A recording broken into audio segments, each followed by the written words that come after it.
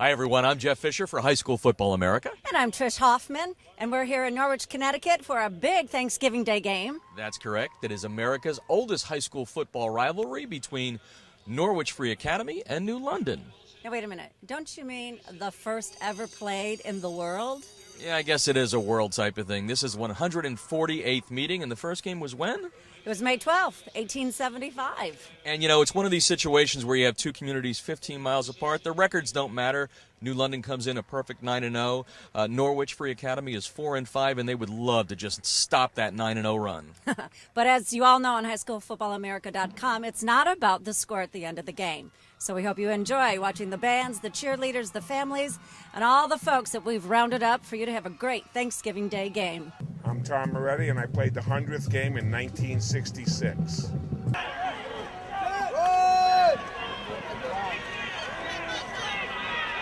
Hi, I'm Tommy Thompson. I played from 1988 to 1992 at New London High School.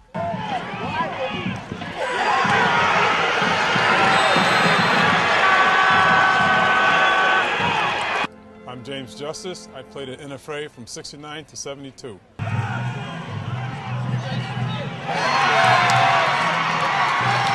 Tom Major played in 1968 to 71, and it's the oldest game in the world, not in the nation, but in the world. Let me say this to you. No matter where you go, you always will let you know that there's a New London High School, and you can go to Mississippi, you can go to Georgia, or even fly to China. Guess what? Everybody's heard of New London High. So you get the point without High School Football America winging its way to China. These two communities are passionate about their place in high school football history.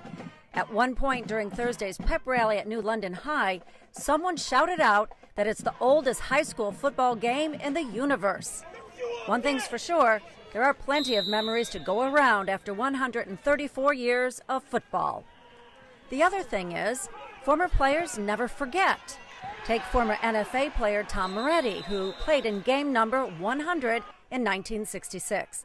He still remembers why the Wildcats weren't able to beat their arch rivals. Our three superstars did not play in that game. Wally Anuzowitz was our fullback.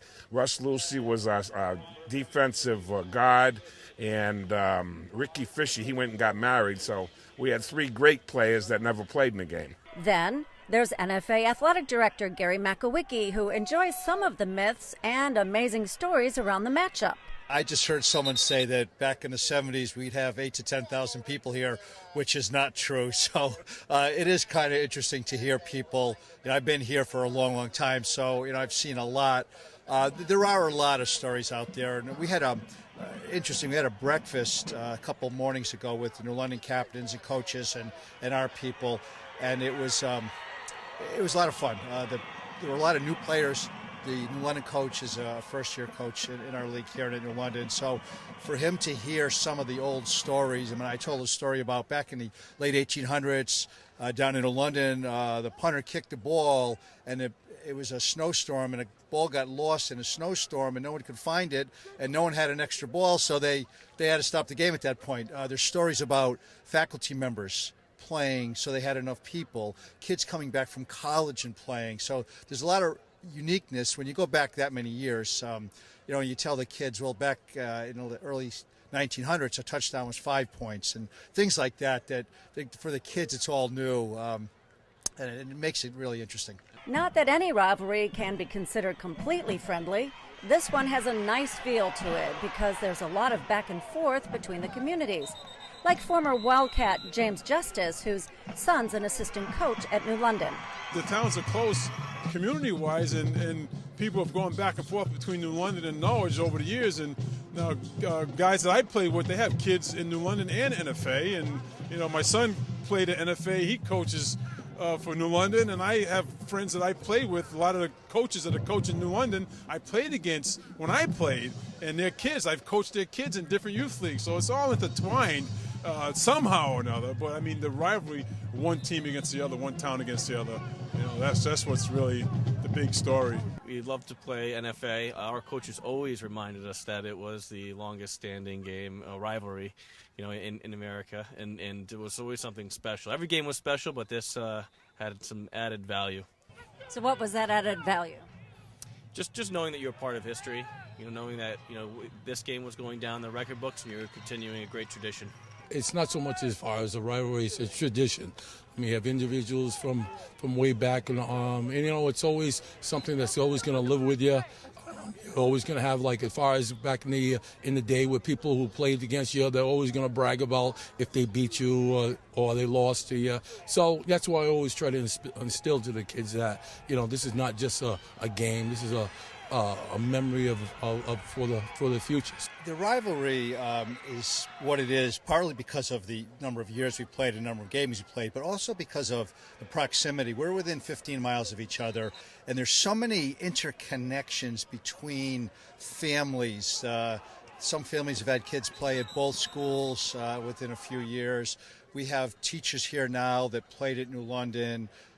There's just an awful lot of that going on. The athletic director prior to myself played at New London and was the athletic director and coached here. So there's just a real intermingling that kind of makes it really unique. Before turning it over to Jeff for the game itself, a quick tour of the campus proved as historic as the game itself. Norwich Free Academy was founded in 1854, 21 years before the first football game. In the mid-1850s, Norwich had more millionaires than any town in New England. Making the school unique is the Slater Museum, built in 1886 by William Albert Slater. It was to honor his father, John Fox Slater, a wealthy Norwich industrialist. But Trish, not all is old at NFA. The school sports a new artificial surface that bears little resemblance to the first game in 1875. The 2009 revival of the rivalry was full of turnovers at the start, which saw the upset-minded Wildcats jump out to an early 7-0 first quarter lead. However, the lead didn't last long as New London was able to score a couple of times in the second quarter and took a 14-7 lead into the locker room. It's a pretty good game right now. I didn't expect the outcome as it is now at halftime being 14-7 in favor of New London. I expected a lot more. New London's a number 5 team in the state right now, and Norwich is a young, rebuilding team. And I expected it to be over at halftime, which I'm going to stay now for the second half to see what happens. Unfortunately for Wildcat fans hoping to see an upset and an end to the Whalers' perfect season, well, it didn't happen. New London prevailed 34-14 to give the Whalers a 3-game win streak in the series. We started the season off with Together We Will. And here we are on Thanksgiving. 10-0. And I told you it was going to take a group effort. Because we didn't start the season with Josh Clemens.